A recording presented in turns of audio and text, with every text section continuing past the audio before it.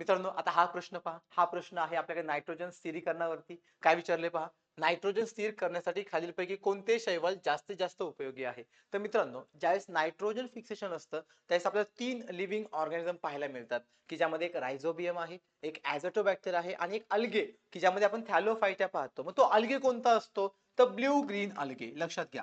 Blue green algae हा एक शैवालाचा प्रकार आहे. पण तो आपल्याला काय करतो तर नायट्रोजन फिक्सेशन करतो आणि ह्या ब्ल्यू ग्रीन अल्गेलाच काय म्हणतो मित्रांनो आपण मिक्झोफायसी म्हणतो. आज आपण बाकीचे पर्याय पाहिले तर क्लोरोफायसी आहे, रोडोफायसी आहे, फिओफायसी आहे. यांनाच आपण ग्रीन अल्गे, रेड अल्गे आणि ब्राऊन अल्गे म्हणतो, की ज्यांचा आपल्याला नायट्रोजन फिक्सेशन मध्ये काही संबंध पाहायला मिळत नाही. मग लक्षात घ्या मित्रांनो, इथे या प्रश्नामध्ये दोन अँगल आहे. एक म्हणजे प्लांट क्लासिफिकेशनचा अँगल आणि दुसरा अँगल म्हणजे आपल्याकडे असणारा नायट्रोजन फिक्सेशनचा अँगल. दोनही अँगलने आपल्याला हा प्रश्न सोडावा लागतो. सो या प्रश्नाचं उत्तर काय राहील? मिक्झोफायसी, की ज्यांना आपण काय म्हणतो ब्ल्यू ग्रीन अल्गे. तर मित्रांनो, हा सगळा कंटेंट तुम्हाला ह्या बॅच मध्ये पाहायला भेटेल, की ज्या बॅच मध्ये तुम्हाला कम्प्लिटली प्लॅन क्लासिफिकेशन पण आहे, नायट्रोजन फिक्सेशन पण आहे किंवा अदर कन्सेप्ट पण आहेत, की जे तुम्हाला प्रश्न सोडवण्यासाठी हेल्प करतील. थँक्यू.